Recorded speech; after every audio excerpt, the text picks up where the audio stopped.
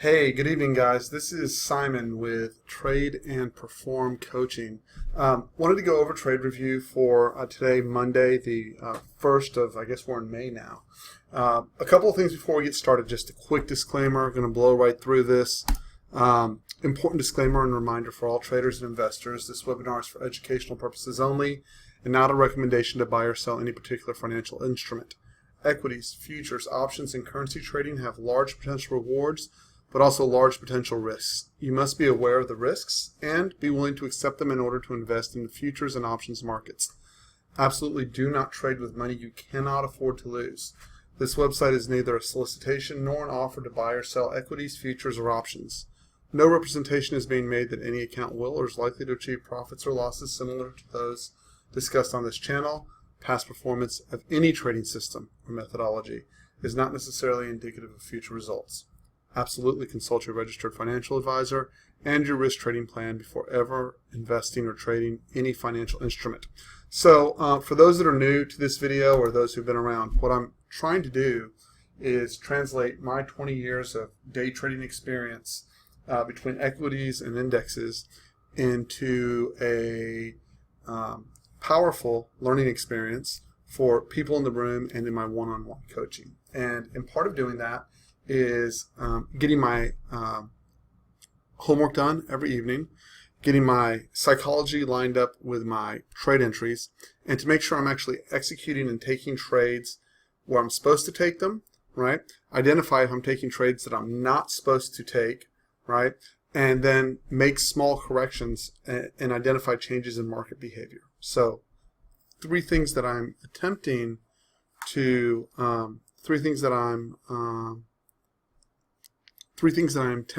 accomplish on a daily basis, right? Because I want to make sure that I stay at a level of peak performance. So if you follow me, the first step in trading well every day is having a calm mind. And you'll see that I post every evening and every morning my Wim Hof, W-I-M-H-O-F, breathing method, but my meditation.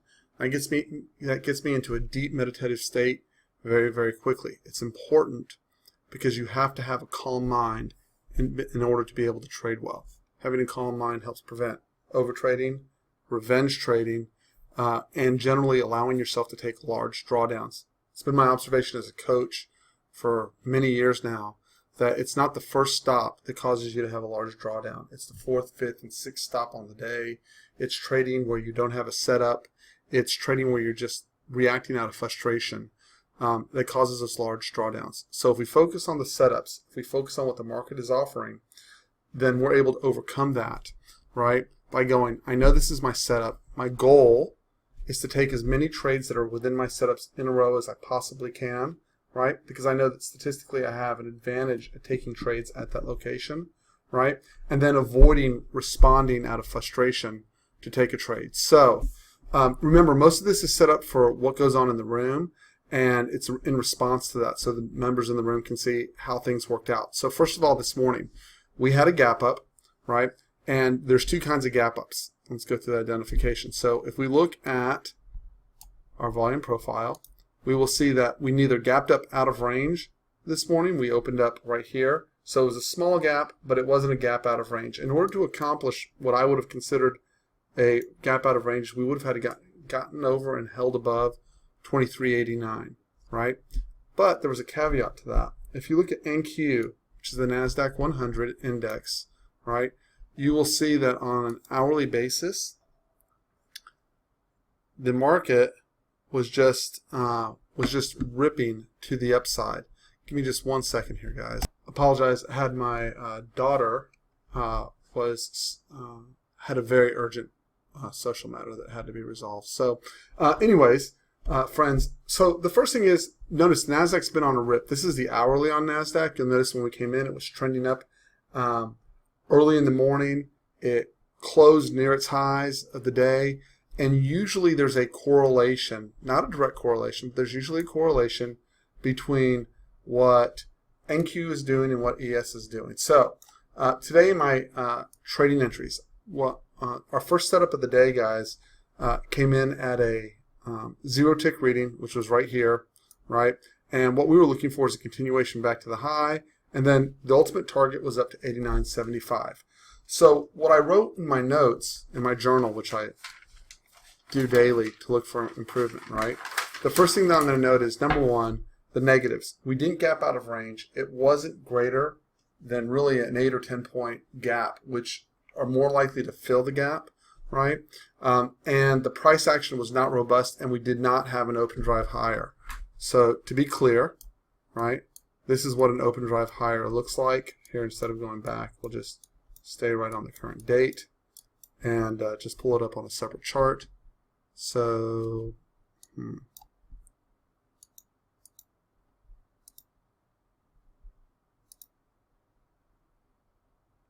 give me 1 second, I'll have that up.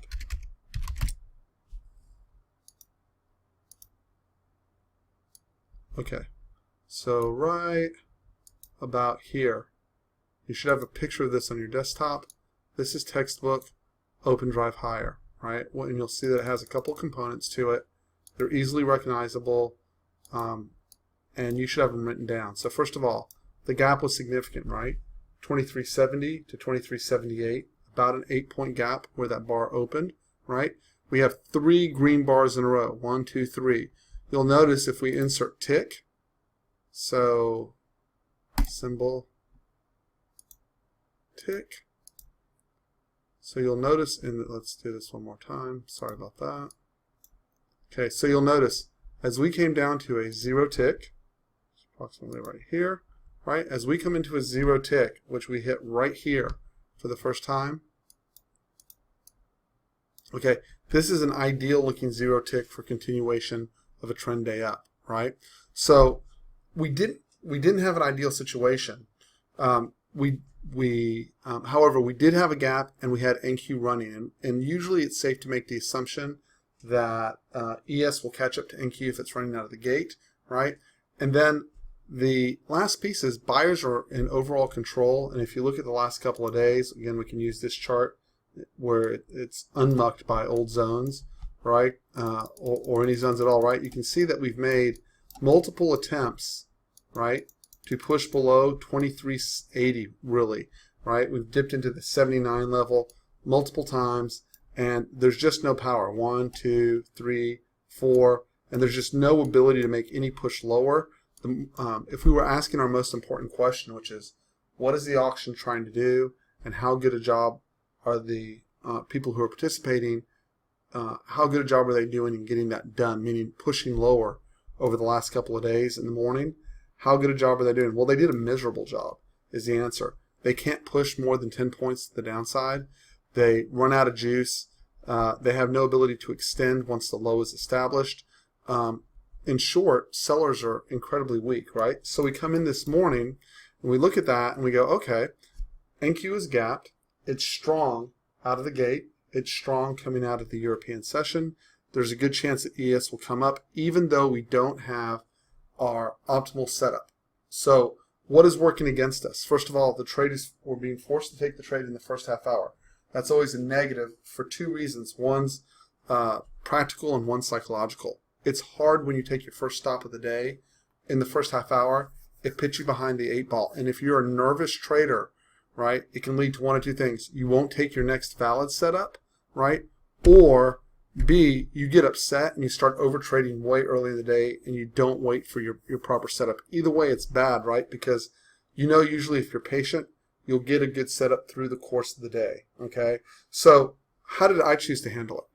The first trade I took was at the 0 tick, right? And I had a third problem this morning, which was my power completely collapsed and my backup batteries did not kick on to save my computers, and my computers went down. So that being said, I took a long at approximately 2384 and a quarter this morning, right here on this first attempted reversal, right at the 0 tick, right in here. I took 2384 and a quarter roughly, right? And my assumption was that we would push back up. What were the provisions I made to adjust for risk? I knew that we could come in and fill the gap, right? And I didn't want to wipe my day out right out of the gate. So I cut my trade size in half. And I know from my statistics that usually that 0 tick will work with a 2-point stop, and I usually can get a 1-to-1 risk reward out of that. and that is an 80% setup for me, right? Meaning 81% of the time over the past year, that trade works. I had a couple triggers that would have saved me here, but I was in a difficult situation, right? First of all, the trade took too long to finish off. Usually I'm able to get my first scale within 10 minutes of original entry, right? And secondly, if we get a negative 200 tick, meaning after it comes into zero, it doesn't respond right away, we got a negative 200 tick. But I chose to stick the trade out. And the reason why was, again, because of the strength in NQ. So that being said, I ended up taking a small loss, right? And that also goes back to the idea that you have no idea when you take a trade, even if it's a super high odds trade, an 80% odds trade, right? That it's still the flip of a coin each time. If you have an 8 out of 10, that means there's 2 randomly distributed losses somewhere in that process. And it's important that you understand that, right? A good trader will just come right back and go, there's my gap, there's my open drive higher, there's my zero tick. I'm taking that trade to the long side, right? Again, exact same setup in that process, okay? A poor trader will go, I got stopped, I don't care what my statistics say, I'm never taking that trade again. Or a poor trader will go, I have 80% odds, I'm going to ignore the fact that the trade's taking place in the first half hour, and I'm going to ignore that it's not ideal, and I'm going to put in my maximum trade size on that trade and hope it works out, right? So you have a very clear dynamic. A good trader takes a balanced approach, reduces trade size, follows a setup, accepts the risk in the trade, right? And then moves on to his next trade, right? A poor trader will put on full size, ignore the risk that's involved in the trade, and then throw a fit when they get stopped. And that's where you end up overtrading, taking bad trades. And I want to show, and I showed in the room this morning, this is the pattern most traders face, right? They'll take the trade here, they're wrong, they get stopped. They'll decide, oh, the zero tick didn't work, we're not following NQ to the upside, it must be short, right? And as a matter of fact, someone in the room asked me this morning, well, should I short the 50 retrace? And I was very explicit, not to short the 50 retrace. What's the reason for that? The reason for that is very, very clear. First of all, we did not have an impulse move below IB low, which all that means is the first hour high low. We did not have an impulse move below the first hour low, right? Therefore, the 50 retrace had more risk. Secondly, technically we failed to fill the gap. That is overall bullish, right? Third of all, if you'll look at the NQ chart at this time of day, I want to bring it in. Let me lower this, bring this over here. If you look, this is about the time of day that we are discussing on NQ. It's 9:30. Okay, and at 9:30, NQ is hitting a new high close for the day and about to bang up on a new stretch back to the upside. It's really surprising to see ES not follow when NQ is this strong, right? So realize that there's 2 steps followed. By cutting trade size, the stop was minimal on this trade when we took it, right? It exceeded time parameters. It exceeded tick parameters, and we know exactly what we're looking for in that trade. Secondly, recognizing that IB low had not been broken and that NASDAQ was pushing to a new high, we knew to skip the mid, which is incredibly, I can't tell you how valuable that is, right? It's incredibly valuable because what that means is it changes your whole perspective. Instead of taking a second loss, after taking a long loss, flipping around and taking a short side trade, you've completely avoided getting whacked on the head 2 times and being down additionally through the course of the day. And you've protected yourself emotionally, psychologically, stress-wise. You're not getting killed. Also, we knew one other thing coming into the day. Asia and Europe were on holiday, right? That means you have less participation from Asian markets. There's less of a snap. I'm pretty sure had Asia been opened that this would have held under most circumstances and pushed. And the reason why I say that is there just wasn't enough participation. The market floated down, attempted to close the gap, and then it did go ahead. The upside goal today was this 2389.75. That was the stated goal out of the gate. I thought this would be our initial upside target, followed by 2393.50 to 2394.75, and then ultimately the all-time high. I would not be surprised to see us up here tomorrow morning at all, right? So all that being said, we took the stop. We did not take the trade again in here. We did not fill the gap. I would have considered if we had come into Friday's volume point of control. We were unable to do so. We skipped the trade at mid. Really, really important. That didn't add a second loss to the day, right? And then finally, first into Globex high, you can see we're getting this beautiful tick divergence on a 5-minute chart as we're pushing into the high. And we did get a roll down, noted, very small, only 2 points. You had to be almost perfect. However, if you look later in the day, guys, look at this push up. Okay, so a couple things. First of all, I did think we were going to push up to 2389.75. This bar right here, this is a news risk bar. There is absolutely nothing you can do about a bar like this. I want to show you how quick this was. If we will highlight it, this area, and then we go to a 1-minute chart.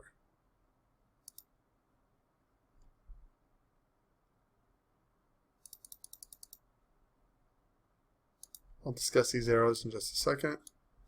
If you look at this, this was, you literally, so there's news algos that just react off of when they get a certain combination of words in a sentence. And what that combination of words was that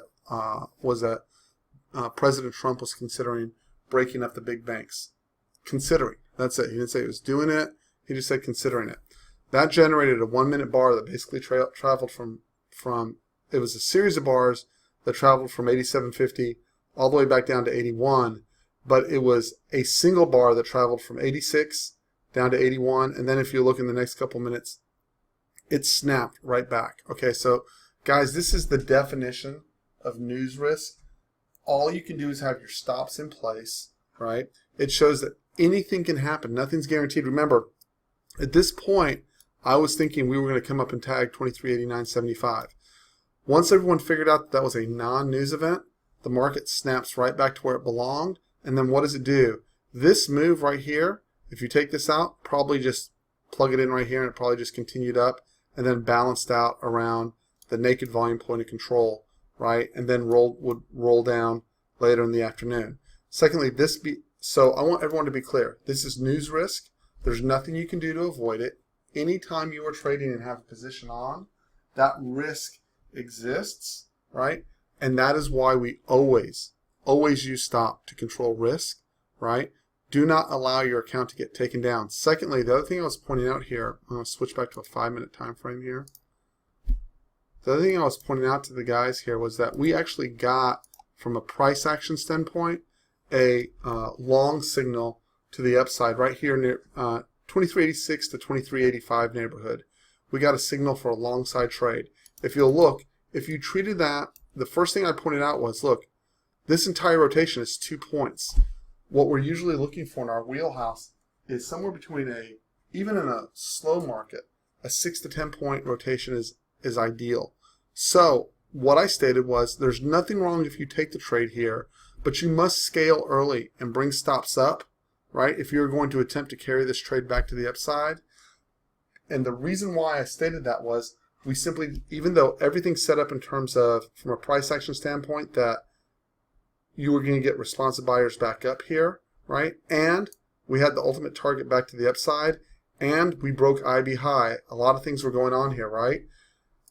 The ideal rotation was not right, and oddly enough, if you look, this came from 87 all the way back to 81, put us right back into that 6-point rotation. It happened, I think, too fast to even remotely consider being able to get this trade at 81. At 81 and a quarter, I think, was the low, right?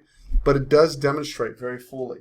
If you take small rotations in ES and you succumb to the frustration and you don't manage those small rotations, meaning they're scalps, you've got to start scaling at 4 and 5 ticks on those things and bringing stops up because you don't have an ideal rotation. It's an aggressive trade, right? You stand the risk of getting snapped like this. And then the last piece through the course of the day, right? Look as we move into Wednesday's naked volume point of control. Look at the tick divergence here. It's freaking absolutely phenomenal. This is huge. Look as we're pushing in and into new highs. You set your high tick on this bar right here, right? And even though it wasn't a true new high price, it was a new high price closing 5-minute bar. And you can just see the participation from the broader market dropping off. This is a real edge here. If you see this, guys, right? Now, I want to point something out. Despite the tick divergence, right, we were still above the first hour high here. And you would expect the backside test of the first hour high, which is also the backside test of Globex high, to at first, in the first step, get an initial response. And I pointed, that's what these arrows were from earlier in the day. So guys that are in the room during the day, right? Remember, I put all these arrows underneath here. The rules that applied here were the same rules that applied over here. If you came in at 87, let's call it 87.50, 87 3/4, right? As you approached 89, right? That means you had 6 ticks in the bank, and you needed to scale quickly, right? What were you working against? You were working against a larger picture tick divergence, right? Versus the possibility that we were going to bust. NQ was still strong right up until the very end of the day. And what you want to do in this situation, guys, is you want to take this, if you take this trade, right? Again, small rotation into this area. 91 down to 88, 3 points. Way, way, way less than ideal. You want to get your risk off. Bring your stop up at least right below the swing low. And then you want to leave your trailers. Hopefully they don't get hit like in this case right here. It gives you a chance to shoot up for that 93 to 94.75 area, right? And if it gets stopped, you get stopped off when you've already pulled all your risk off, and you either make a decision of break even, net break even, right? Meaning break even is you've taken your profits and you don't want to lose any money on the trade. If it comes back to zero on balance, you just let it take it from you, or you apply the profit from the first half of the trade to your net, roll back your break even so that it's a zero trade if it stops you, and that would have taken care of you in this area right here and allowed you to make either profit or gotten out of this trade and eliminated the risk very, very quickly. Again, the price action read off of that was very clear, and I pointed it out in real time while we were in the room. So that's how you manage that, guys. So anyways, this is Simon with Trade and Perform Coaching. That's today's trade review. It was a tricky day. No, when Europe is closed, the U.S. session's weird, right? So when you already know that the price action is going to be weird, set your expectation, right? There's lack of participation. Set your expectation that it's going to be more challenging of a trade environment. Don't allow yourself to get flustered. And when you're taking small rotations, even if everything is setting up from a price action standpoint properly within that area, realize news can come out at any moment and take you out. If you just simply scaled and moved stops up, this was not a problem for you. If you didn't scale, you didn't move stops up, you got cleaned out right here, right? And this happened. We've started to have this happen more and more. These things tend to go in patterns. We had this occur again. If you look back on this chart, I got clipped by this last week. I think it was on Thursday. Let's go look. I did not. I made a trading error and failed to drag my stops up when we busted to the upside. My entry was 86.25. I moved my stop to break even on this, thinking there's no way they're going to come back and grab me. Again, a random piece of news about Syria hit me, and I got stopped out to the tick. Lesson learned, bring stops up, right? I got a little complacent here and ended up paying for it with my trailer. I did scale as we went along, but I had a quarter trailer left here and it got taken out. If you'd like to learn to trade like a professional, right? If you'd like to learn how to use a real edge in trading and you'd like to join us in the room for a week, email me at tradeandperform@gmail.com. I'd be more than happy to extend a 5-day invitation to anyone who would like one. So anyways, my name is Simon, guys. Have a great night. I hope you killed it today. And if not, have a trade plan, follow the plan, and kill it tomorrow. Have a good night, guys.